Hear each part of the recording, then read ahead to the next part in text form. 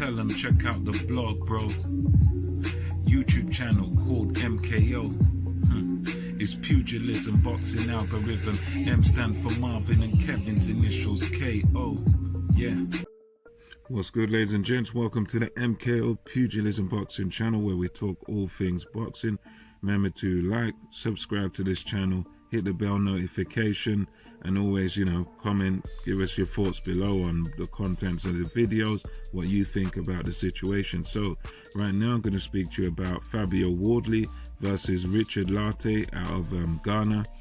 And yeah, again, this was a step up for Fabio Wardley, as he's a guy that comes from a white collar boxing background, which is, generally sort of city workers having fights, and they're kind of on the unlicensed side of things, because it's not amateur boxing. There's no like age limits on it. It's not official amateur boxing. It's more mainly people without a boxing background who fight each other, like office workers, and a lot of it's for charity and stuff. So yeah, he comes from that background, and he's really impressed me, really, because I mean, to come from that background, which is not amateur boxing, and spar Dillian Whyte, hold your own against him, it means you've definitely got something. You catch the eye of Dillian Whyte, you got something there.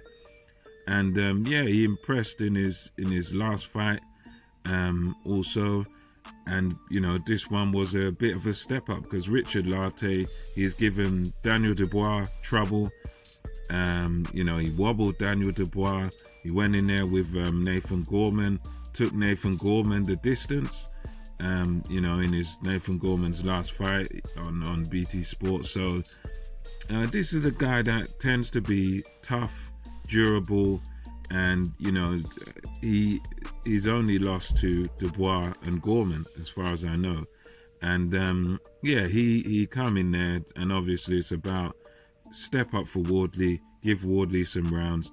A Wardley win wouldn't be a shock here, but it was really impressive the way he did it, because the fight opened up, and he kind of had, I would say, Lartey under control from the very beginning. He controlled the fight using a sort of long left hand, long left jab, and he toyed with the distance a little bit, popped with the jab, and he was just keeping that hand out there and keeping Lartey at bay, sort of from the first round, from the first bell, and landing a few straight shots. And Lartey, it was interesting, because I've seen Lartey sort of dive in and take big risks against particularly Dubois and Gorman, especially against Gorman. He was just trying to walk through Gorman, winging punches, and against Wardley, he seemed like all of a sudden he sort of learned how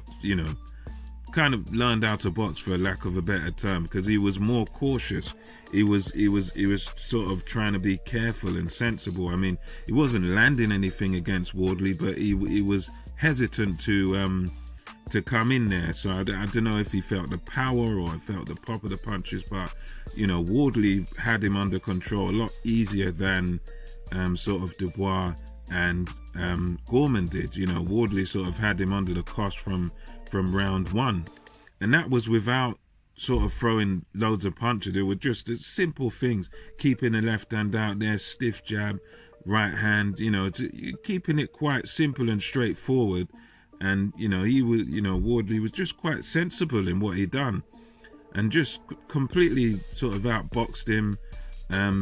Didn't really break much of a sweat first two rounds, just outboxed him, left hand out there, kept Lartey at bay. Lartey didn't even dare to come, try those winging right hands and crazy things that he just recklessly dives in. He didn't try and do that this time, And then third round, Wardley just catches him with a beautiful sort of cuffing right hook, right to the, I think it landed right on the temple. In the commentary, and, some who've watched it say it hit the glove, but from what I recall, I think it hit him in the head, sort of the temple area, back of the head sort of area. And yeah, he just went. He was just gone, you know. And that for me was impressive, because yes, I thought, okay, Wardley's got this one. Wardley should win this, but you know, the manner in which he done it, just a beautiful, just a devastating right hand back. Just, you know, he was winning the fight anyway, comfortable, and then that punch, it just seemed to sort of come out of nowhere, just sparked him, bang. Soon as it landed, you just knew. Forget about the count, forget about, you know, anything else. This guy's gone. And that's what it was, man. A beautiful, good shot by Wardley, and you know, he moves onwards and upwards, and very, very impressive. I mean, I think that's one of them wins, and the style of the win was, you know, so impressive. That probably will send shockwaves through the heavyweight division, at least domestically, because he's certainly done something there that, you know, other top prospects have not been able to do to Richard Lartey. You know, Lartey is normally a game, strong guy that just comes forward and just fights with reckless abandon, but you know, Wardley had him under manners and just took him out with ease. You know, we've got to say it. He took him out with ease. And don't get me wrong, look, Lartey is not a world beater. He's not like a, you know, former world champ or on that sort of level, but you know, he is what he is. He's an alright guy. He's only lost to very good fighters. So what Wardley's done here, very impressive. And yeah, I look forward to seeing what he does next. I don't know who the next opponent's going to be, but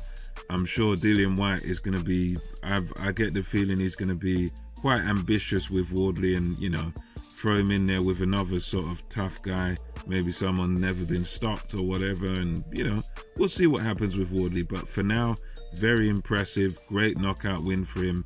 You know, only took him 2.5 rounds, you know, third round it happens.